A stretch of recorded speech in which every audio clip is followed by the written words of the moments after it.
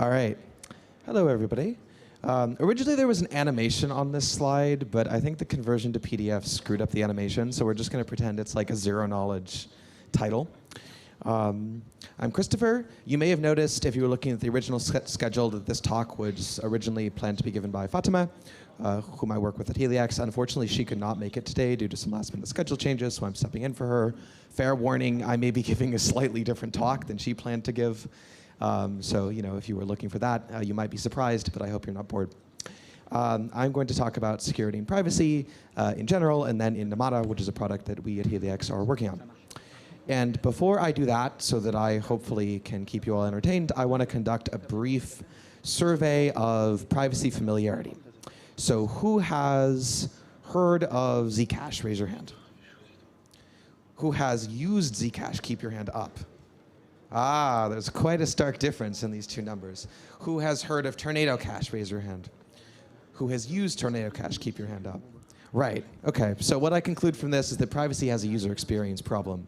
Who's heard of Zcash? 95% of people. Who's used Zcash? Like 3 people. And I'm going to talk a little bit about that.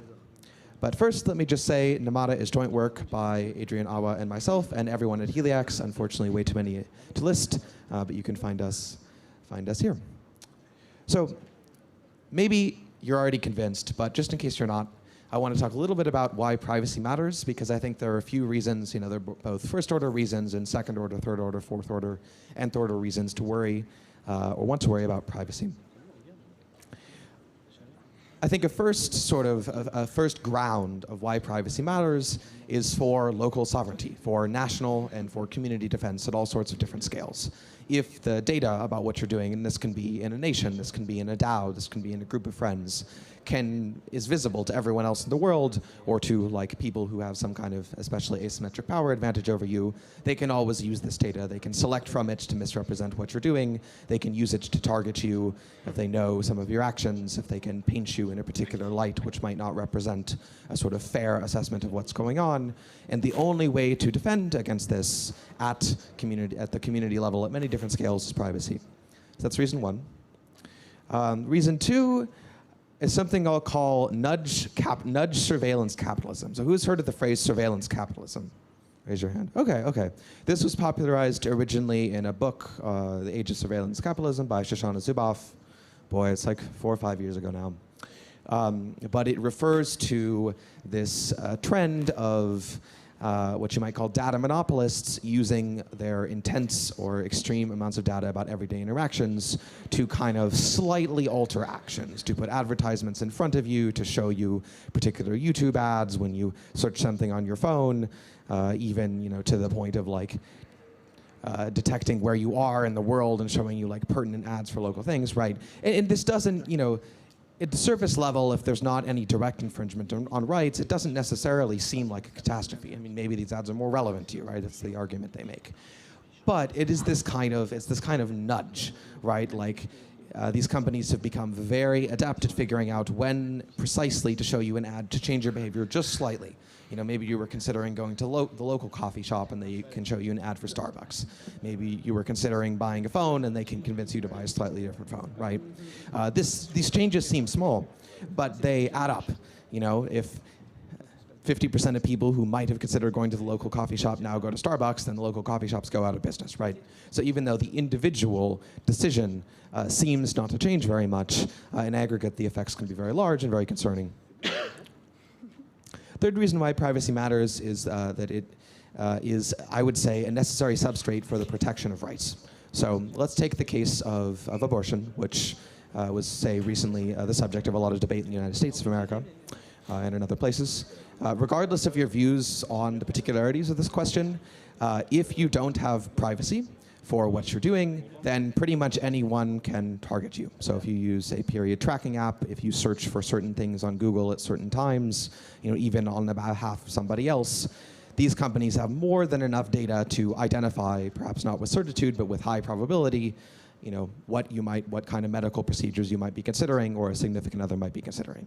And this can be looked up. In fact, this data is already sold to, say, activist groups on multiple sides of this issue, and they can use it to target people.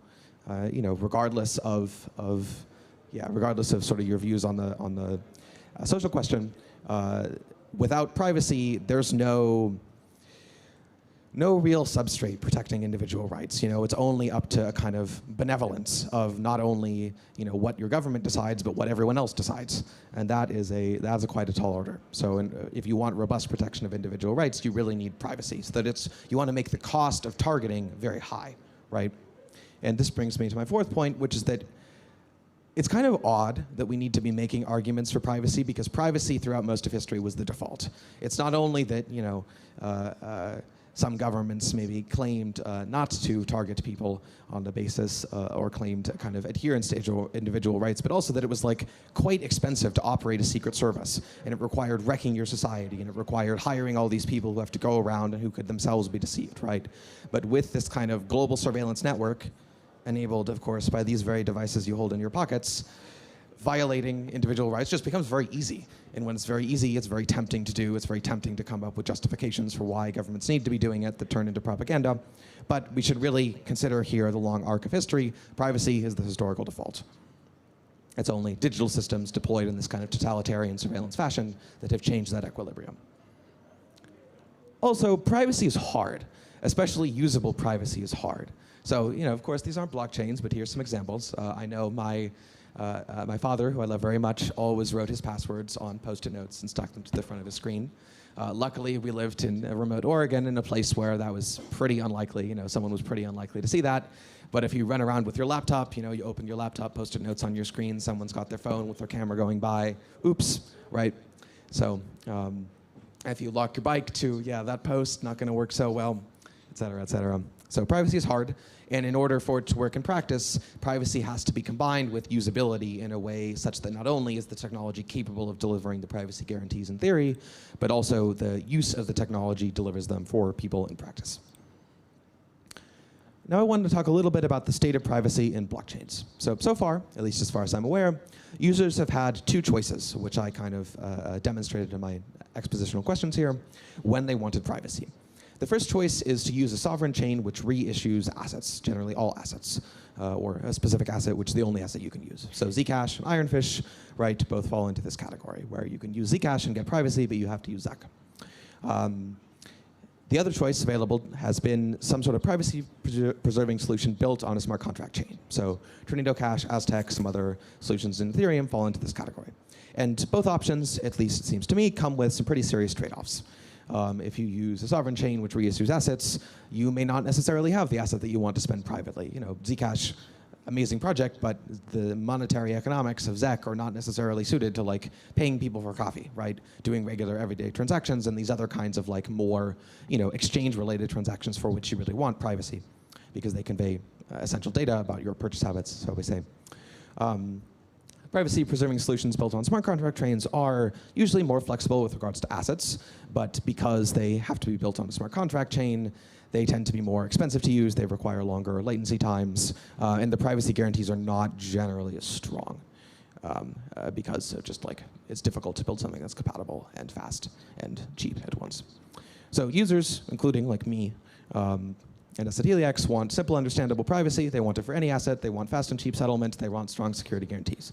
These users, man, they want everything. They just don't compromise. But can we provide that? So we're working on a blockchain called Numata, which aims to kind of synthesize across these trade-offs. So Numata is a sovereign proof-of-stake blockchain. It uses Tendermint BFT consensus. It has something called cubic slashing, which I'll talk about in a bit, to discourage validator centralization. It has a native trustless Ethereum bridge. It is focused exclusively on enabling multi-asset private transfers to any asset, and accordingly, it treats privacy as a public good. Let me spell out what all of that means. So Numata's key feature is something called the multi-asset shielded pool. The multi-asset shielded pool is an extension of the sapling, a lineage of circuits originally developed by the Electric Coin Company for Zcash, that extends sapling to be asset agnostic, so that in one shielded pool, you can transact privately with both fungible and non-fungible tokens. And we've crafted also the sort of implementation architecture for WebAssembly proofs that can be crafted or written, authored, proved in browsers and mobile devices, and the usual sort of set of additional keys for selective disclosure of particular transactions without compromising all of your transaction history. So the key feature of the multi-asset shielded pool is that privacy is additive. So if you use many different assets, different users can be using different assets. Numata doesn't care. They can be using ETH, USDT, DOT, DAI, etc., CryptoKitties, NFTs, all in the same shielded pool. And the more assets that are used in that shielded pool, because when you send a transaction, it doesn't reveal which asset was sent, the more privacy everybody gets. But we don't think that's enough. Privacy is a public good in that if you use a system, if you use a shielded pool, not only do you get some privacy for your own individual transaction by doing so, but you give more privacy to everyone else who's using the same shielded pool. So we've come up with a system called Burn and Mint, which creates a kind of incentive for privacy while allowing the interactions to remain completely private. Where when users deposit assets into the shielded pool, they get a kind of I stray away from the term yield because it's a bit nebulous, but they get a kind of, you could call this a public good subsidy, right, or privacy yield for putting assets in the shielded pool. There's no risk involved. It's just this is intended as a positive nudge, right? If you're considering sending a transaction and maybe you don't care about privacy, but if you send it in the shielded pool, you're creating privacy for other people. So we want a way to capture a little bit of that value that you're creating for other people and pay it back to you to give you a reason to do that. So Burn and Mint accomplishes that. Right, security. So if you look at many proof-of-stake networks right now, you observe a pretty concerning power law in stake distributions, i.e. proof-of-stake is centralizing. So this is a snapshot of the Cosmos Hub blockchain. Top 7 validators taken this morning from a block explorer. And you see that the key threshold in BFT networks is 1/3, right? More than 1/3 of participants can compromise safety or liveness. And you see here that the number of participants required to reach more than 1/3 is 7. Out of 150 validators, it's 7. Oops, not great. So why? One reason, I think, is that current proof-of-stake incentive schemes do not reflect the risk to the network of validator centralization. Right? If we could find a way to price that in, then there would be some reason for validators not to have such a steep power law of stake distributions. So how do we do this? In Numata, we implement something called cubic slashing. Cubic slashing attempts to punish correlated faults, because the more correlated the faults are, the more the risk is to the safety and liveness of the network, right? So with cubic slashing, when infractions are detected, instead of just slashing individual infractions, the network kind of keeps infractions for a period of time and figures out how many infractions and what total stake associated to those infractions happened within a particular period. Then the amount of slash is proportional to the cube of the total voting power involved. So this means that even if you try and split up your validators to get around this, if you set up all your validators with the same setup and they get slashed at once, you get punished as if they were one big validator. So the idea is that this creates a kind of anti-correlation incentive. That maybe there's still Binance, right? But at least now Binance has some reason to split up its validators and run them in different jurisdictions and use different software stacks, so they're unlikely to be slashed all at once. And this does provide better security in practice to the network, right? So another important factor for security, especially for chains as Numata is, which do not want to reissue assets, is bridges. And the word bridge used to mean something specific, and now it kind of means something very general. There are things called optimistic bridges. I'm just an old, cranky old guy, but I don't know, are optimistic bridges really bridges? It's kind of something else. With Numata's bridge, we try and avoid additional security assumptions. So we do this in particular by making the validators do extra work, right? Got some validators, they're getting paid, might as well make them do extra work. In Numata, we make the validators run Ethereum full nodes. And this allows us to have a kind of trustless bridge, where on Ethereum, we have a light client for Numata. On Numata validators run Ethereum full nodes, so if you're using this, you have just the same security as you would using only Numata, but you can bridge all of your assets from Ethereum. Another thing we add to the bridge is the kind of defense in depth.